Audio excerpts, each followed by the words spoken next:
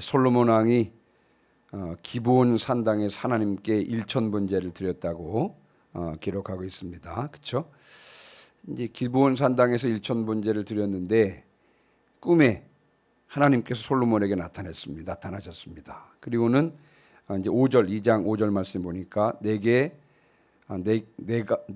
내가 네게 무엇을 줄고 너는 구하라 그렇게 말씀을 했습니다.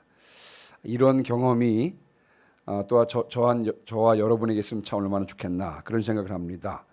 그랬더니 이제 솔로몬 왕이 준비했다는 듯이 듣는 마음을 종에게 주사 주의 백성을 재판하여 선악을 분별하게 하옵소서.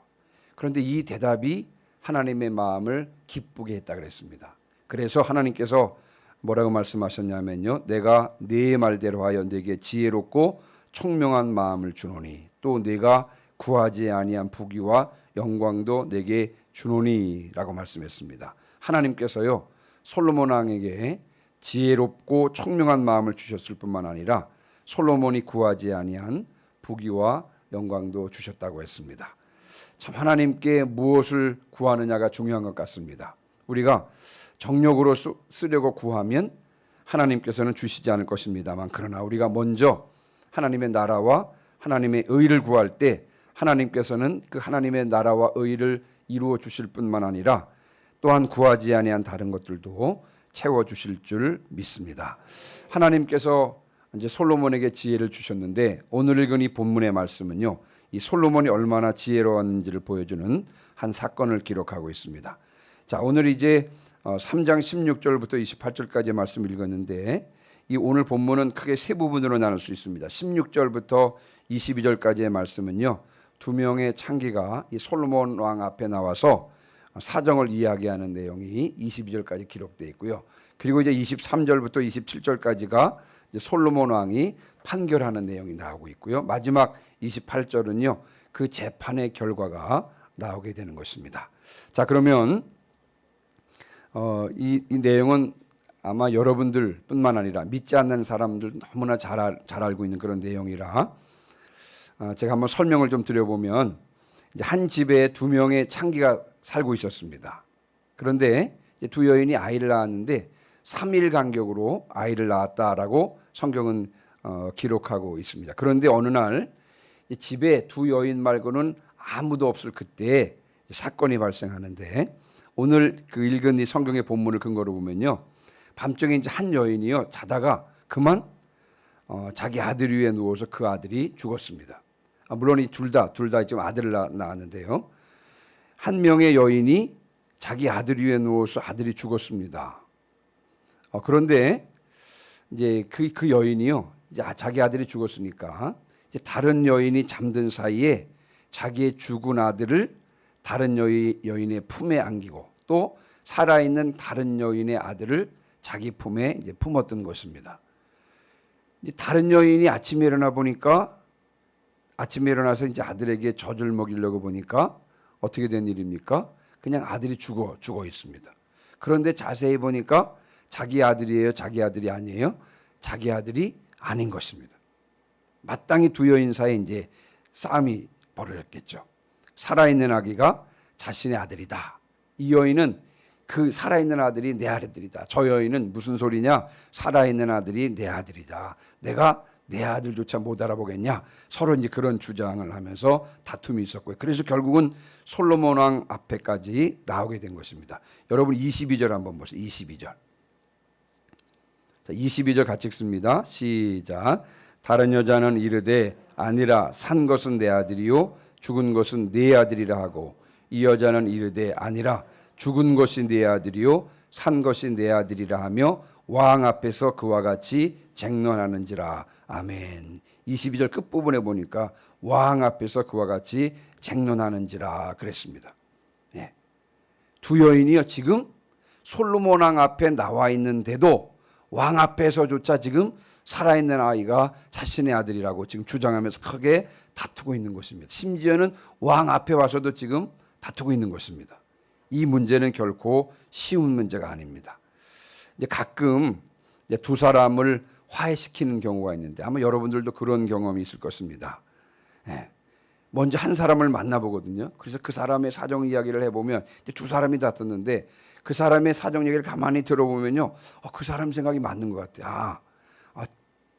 당신이 맞다고. 그리고 또 다른 사람을 만나서 그 사람의 사정 이야기를 들어보면 이번에는 누가 맞아요? 또 그 사람이 맞는 것입니다. 이 사람 이야기를 들어보면 이 사람이 맞는 것 같고, 저 사람 이야기를 들으면 또 저 사람이 맞는 것 같고, 결국은요 누가 옳은지 판단하지 못하는 경우가 흔한 것입니다. 이번 경우에도 마찬가지예요. 두 사람이 강하게 자기 주장을 하는데 그것도 생명에 관한 주장입니다. 그러니 결코 양보할 수가 없겠죠. 그런데 사실은 판단할 수가 없습니다. 왜냐하면요, 본 사람도 없고요, 어떤 증거도 없는 이런 상황이기 때문에요, 판단할 수 없는 그런 상황입니다. 단지 두 여인의 주장만 있을 뿐인 것입니다. 여러분, 그러니 어떤 근거로 누가 맞는지 어떻게 판단할 수 있겠습니까? 난감하기가 이를 데 없었을 것입니다. 자, 이제 모두가 누구만 바라봤을까요? 심판자인 왕만을 쳐다보았습니다. 이런 상황에서 판단해 줄 수 있는 사람은 왕밖에 없는 것입니다. 그래서 이제 두 여인이요 왕 앞에 오게 된 것입니다. 자, 이제 23절부터 27절까지 솔로몬 왕의 판결이 나오는데, 여러분 잘 아시는 것처럼요, 이 두 여인의 사정 이야기를 듣고 있던 솔로몬 왕이요 다짜고짜 뭐를 가져오라 그랬어요? 칼을 가져오라. 칼을 가져오. 칼을 왕 앞으로 가져왔습니다. 아마도 모든 사람들이 깜짝 놀라서 왕을 쳐다봤을 것입니다. 아니 도대체 이런 상황에서 칼 가지고 뭐를 하시려고 칼을 가지고 오라 그랬을까? 아마 다들 놀랐을 것입니다. 솔로몬 왕은요 명령합니다. 그 칼로 살아있는 아이를 반으로 자르라는 것입니다. 반으로 잘라서, 살아있는 아이를 반으로 잘라서요, 반은 한 여인에게 주고 또 반은 다른 여인에게 주라고 명령했습니다. 아마도 주변이 조용해졌을 거예요. 왕이 다짜고짜 칼을 가져오라고 하더니요, 또 살아있는 아이를 반으로 잘라서 나눠주라고 하는 것이 아닙니까? 이게 도대체 무슨 일입니까? 아마 주변 사람들은 모두 놀라서 당황했을 것입니다. 모두들 당황스러워서 아무 말도 하지 못하고 있을 때, 아마 이제 성경에는 기록되어 있지는 않습니다. 아마도 한쪽에서 흐느끼는 소리가 들렸을 것입니다. 그 살아있는 아이의 진짜 어머니가 지금 울고 있는 것입니다. 이 여인이요, 지금 자신의 살아있는 아들이 죽을 위기에 처해 있는데 그 아들을 위해서 마음이 불붙는 것 같았습니다. 여러분, 자신의 아들이 죽는데 가만히 있을 어머니가 어디 있겠습니까? 그래서 자신의 아들이 죽을까 봐 걱정이 되어서 마음에 불이 붙은 것입니다. 그 여인은요, 아마도 흐느끼면서, 성경엔 기록되어 있지는 않습니다. 아마도 흐느끼면서 혹시나 늦으면 아들이 죽을지도 모른다는 생각에 그냥 다급하게 외쳤을 것입니다. 내 주여, 사나이를 그에게 주시고 아무쪼록 죽이지 마옵소서. 여러분, 지금 이 여인은요, 산 아이에 대해서만 언급하고 있습니다. 죽은 아이에 대해서는 언급하지 않습니다. 왜냐하면요, 산 아이가 자신의 아이였기 때문에 그렇습니다. 그러나 다른 여인도 말하죠. 뭐라고 말합니까? 내 것도 되게 말고 네 것도 되게 말고 나누게 하라. 한쪽 여인은요, 네 맞습니다. 왕의 판단이 현명합니다. 반으로 나눠서 나눠주십시오. 그렇게 이야기하는 반면에 한쪽 여인은 흐느끼면서 이 아이를, 살아있는 아이를 저 여인에게 주십시오라고 그렇게 말하고 있는 것입니다. 내 것도 되게 말고 네 것도 되게 말고 나누게 하라. 이 여인이 이렇게 외치는 것을 보면요, 여러분, 이 여인이 살아있는 아이를 요구하고 있는 것은 자신의 아들은 죽었지만 단순히 이 질투와 소유욕 때문에 다른 여인도 그 아이를 갖지 못하게 하는 의도가 다분한 것임을 알 수가 있습니다. 자, 여러분, 이 정도면 살아있는 아이의 진짜 어머니가 누군지 아시겠죠? 여러분 28절 보시기 바랍니다. 28절. 죄송합니다. 27절입니다. 27절 같이 읽습니다. 시작. 왕이 대답하여 이르되 사나이를 저 여자에게 주고 결코 죽이지 말라. 저가 그의 어머니이니라 하매. 아멘. 여러분, 솔로몬 왕은 살아있는 아이를 진짜 어머니에게 주라고 명령을 합니다. 사실은 제가 이 본문을 이제 설교 준비를 하면서 고민이 많았어요. 왜냐하면 아니 이 본문 가지고 무슨 이야기를 좀 해야 되나. 너무도 잘 알고 있는 이야기인데 이제 그런 고민이 들었는데 저렇게 읽다 묵상하면서 문득 이 솔로몬 왕의 재판 장면을 보면서요. 여러분 요한복음 8장에 나오는 음행 중에 잡혀온 여인의 이야기가 떠올랐습니다. 그냥 떠올랐어요. 예수님께서 성전에 들어가셨는데 서기관들과 이제 바리새인들이요. 그 음행 중에 잡힌 한 여자를 끌고 와서 가운데 세웠습니다. 그 여자는 말하자면 현행범이죠. 현행범.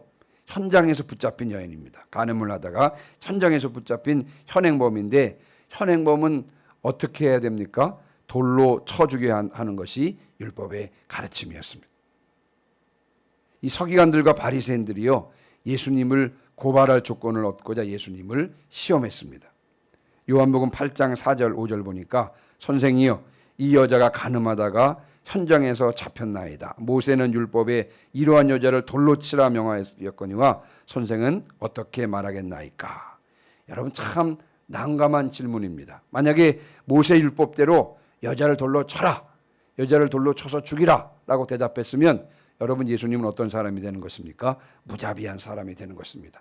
전혀 사람을 불쌍히 여기지 않는 그런 사람이 되는 것입니다. 그렇다고 여자를 돌로 치지 말라고 하면 예수님은요 모세의 율법을 어기는 사람이 되는 것입니다. 이렇게 대답해도 곤란하고 저렇게 대답해도 곤란한 그런 상황에 예수님께서 직면해 있었던 것입니다.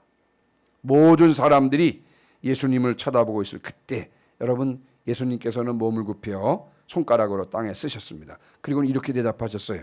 요한복음 8장 7절 말씀에 너희 중에 죄 없는 자가 먼저 돌로 치라라고 말씀하셨습니다. 그런데 예수님을 쳐다보던 사람들이요 양심의 가책을 느꼈습니다. 죄 없는 자가 어디 있었겠어요. 그렇죠? 그래서 어른들로부터 시작해서 젊은이까지 하나씩 자리를 떠났다고 성경은 기록하고 있습니다. 여러분 예수님께서는 하나님의 지혜가 되시는 분이십니다. 예수님은 사람의 마음을 정확하게 알고 계셨습니다. 사람의 마음을 정확하게 읽고 계셨습니다. 그래서 그렇게 말씀하셨던 것입니다. 여러분 하나님께서는 솔로몬에게 지혜를 주셨습니다. 여러분 지혜가 무엇입니까? 앞부분에 우리 들었죠. 지혜는 듣는 마음이라 듣는 마음. 지혜는 듣는 마음이라고 그랬습니다. 무엇을 듣습니까? 여러분 사람의 마음의 소리를 듣는 것이 지혜인 줄 믿습니다. 여러분 솔로몬은 이 살아있는 아이의 어머니의 이 마음의 소리를 들을 수 있었습니다. 그래서 그 마음의 소리가 바깥으로 들릴 수 있도록 여러분 솔로몬은 그 살아있는 아이의 어머니의 이 마음의 소리를 듣고 이 마음의 소리가 바깥으로 들릴 수 있도록 칼을 가져와서 살아있는 아이를 반으로 나누라고 명령을 했던 것입니다. 참 솔로몬에게 주셨던 지혜를 우리들에게도 달라고 기도해야 될 줄 믿습니다. 어렸을 때 부흥회 다니면서 이런 말씀 들을 때마다 참 울면서 그런 기도를 했던 것 같아요. 하나님 솔로몬에게는 지혜를 주셨는데 저에게도 지혜를 달라. 그렇게 기도했던 기억이 있습니다. 야고보서 1장 5절 말씀에 너희 중에 누구든지 지혜가 부족하거든 모든 사람에게 후히 주시고 꾸짖지 아니하시는 하나님께 구하라 그리하면 주시리라. 누구든지 지혜가 부족하거든 그 지혜의 근본이 되신 하나님께 구하면 하나님께서 지혜를 주실 줄 믿습니다. 자, 여러분 28절 재판의 결과를 한번 보겠습니다. 28절 같이 읽습니다. 시작. 온 이스라엘이 왕이 심리하여 판결함을 듣고 왕을 두려워하였으니 이는 하나님의 지혜가 그의 속에 있어 판결함을 봄이더라. 아멘. 온 이스라엘 사람들은요, 이 솔로몬이 심리하여 판결함을 듣고 왕을 두려워했다 그랬습니다. 왜냐하면 하나님의 지혜가 솔로몬 속에 있구나. 하나님께서 솔로몬에게 지혜를 주셨구나라는 것을 그 판결을 통해서 보았기 때문에 그런 것입니다. 자, 이제 오늘 말씀을 마무리하고 마칩니다. 여러분 지혜로운 마음을 성경에는 듣는 마음이라고 표현했습니다.